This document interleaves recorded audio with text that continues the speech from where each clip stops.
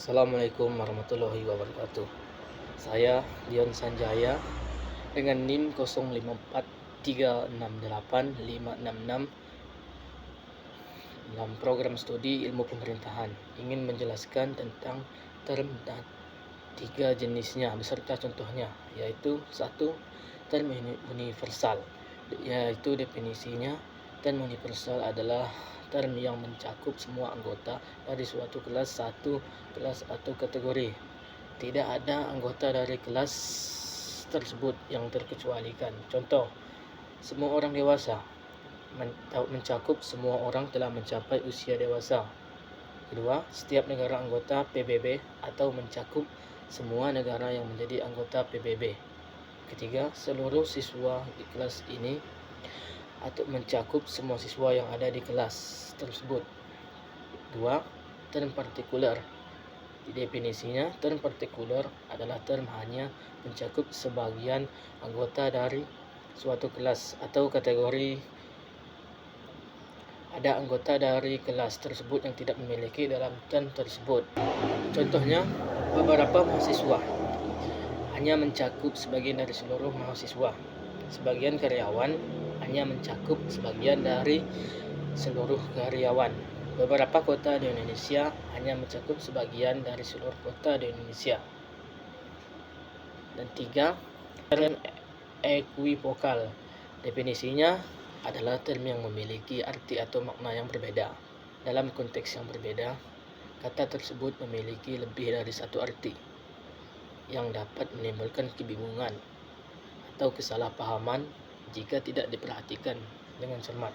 Contohnya, bank atau lembaga keuangan dan tepi sungai, ring atau perhiasan cincin dan tempat pertarungan, lamp, sumber cahaya, dan alat yang digunakan untuk menghidupkan mesin. Selain tiga jenis term tersebut, ada juga jenis term lainnya seperti term singular atau term yang merujuk pada satu individu atau benda tertentu, term kolektif atau term yang merujuk pada sekelompok orang atau benda sebagai satu kesatuan, dan term konotatif atau term yang memiliki arti tambahan di luar arti literal. Pemahaman tentang sebagian jenis term sangat penting dalam analisis logika dan argumentasi.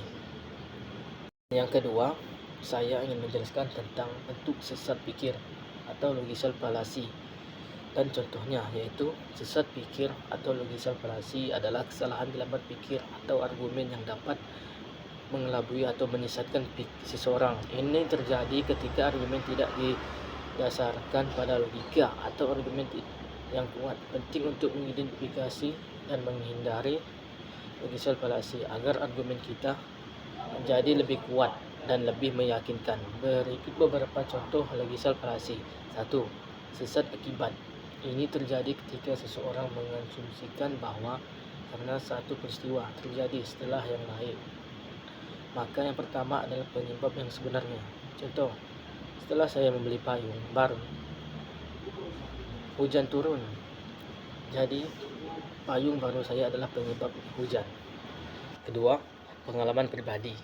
Berdasarkan pengalaman pribadi seseorang, dia menyatakan bahwa sesuatu pasti benar atau salah paham.